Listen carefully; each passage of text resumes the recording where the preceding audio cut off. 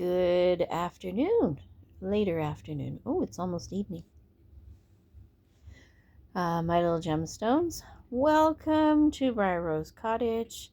The sun has set and we're in that place between light and dark.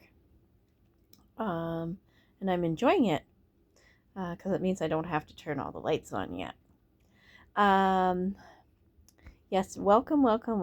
I'm Lady Rosemary, the Moonstone Crone. So many thoughts running through my head today as topics and things to do today. And I have settled on one. I'm going back to food. I know I have been very remiss with helpful hints and tips when it comes to food and how to survive and everything. Unfortunately, the unbalance that is my life spills out into my social media. And unfortunately, between migraines and now osteoarthritis in my lower back, causing me pain for over a week, my motivation to do household things and cook and videos and everything is lower.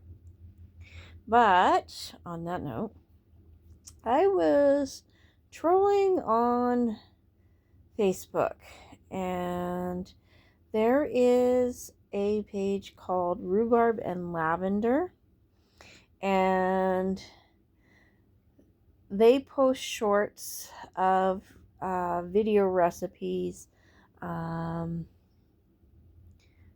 Middle Earth, from Lord of the Rings, Middle Earth. So Hobbit foods and oh my god, all sorts of stuff.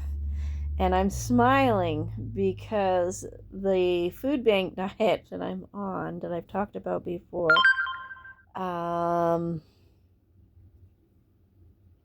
incoming message, I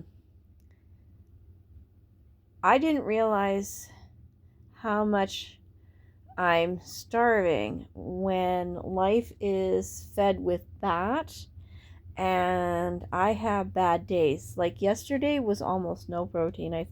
I think my biggest protein was peanut butter. What the heck did I eat yesterday? And that's a problem because I'm hypoglycemic, so food is of the utmost importance. But bless my hobbit heart,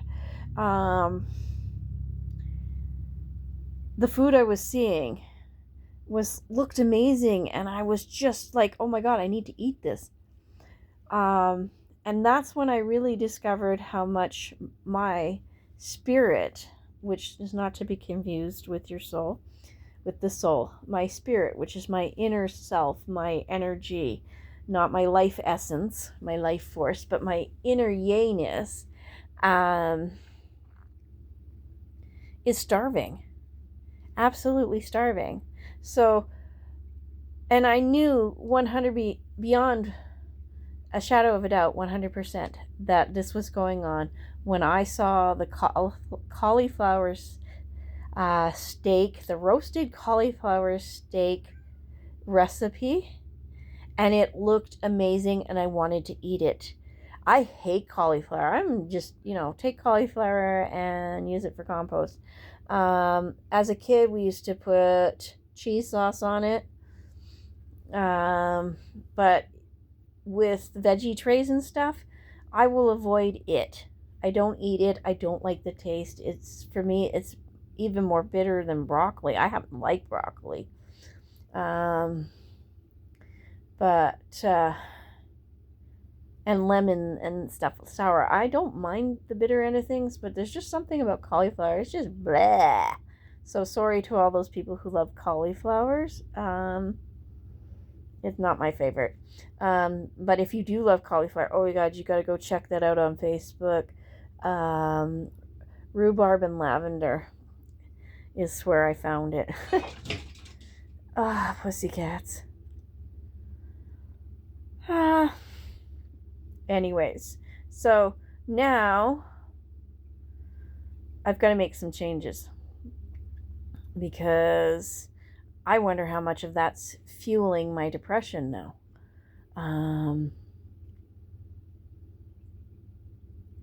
This not eating the way that makes me happy.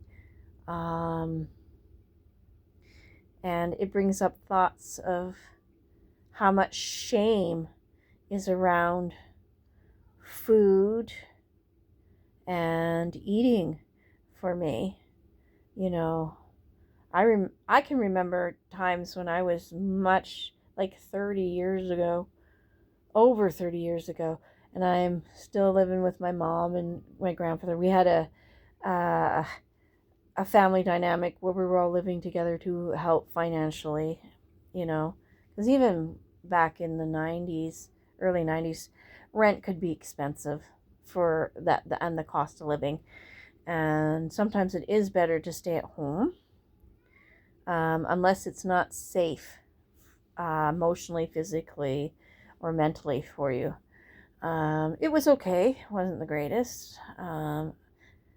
But anyways, I remember standing in the kitchen on more than one occasion wanting chocolate. So I'd go to the cupboard where the baking stuff was, and I'd be picking chocolate chips and eating chocolate chips and listening to so that I wouldn't get busted eating the chocolate chips.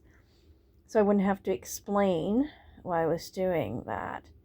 And my family was never, my immediate family that I live with, was never a big one to sit there and criticize over much about how much you ate. There were just, it was, for me, it was more what I was seeing on TV, school, and unfortunately an older sister, when I was 10-ish, I went to visit my dad, and she's the firstborn. She was the firstborn from my dad's first family, and she had her own family. And back in the 80s, it became a big thing, about dieting, even more than the exercise. And there was lots of pressures. It just seemed to be increasing from the 70s with Twiggy and everything, and models, magazines becoming more popular and that kind of thing.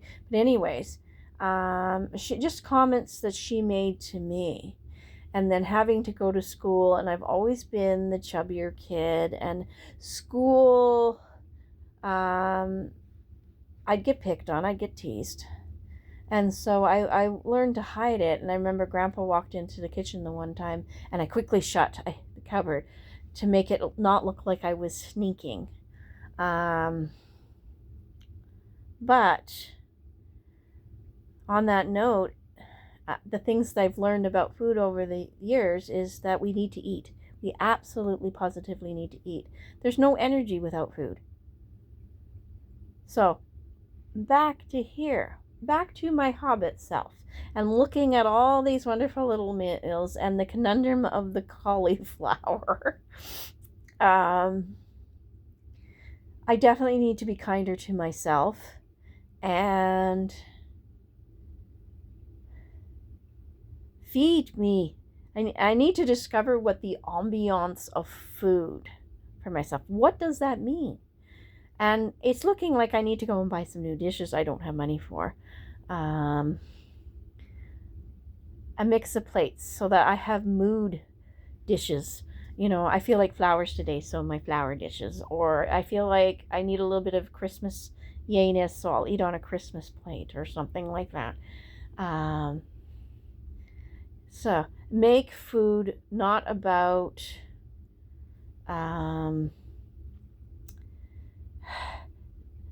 just something to put in my face so my blood sugars don't drop, and make it more about the joy of life, the joie de vivre. Hey, Bastian. That type of thing. So yes, peace, love, and happiness.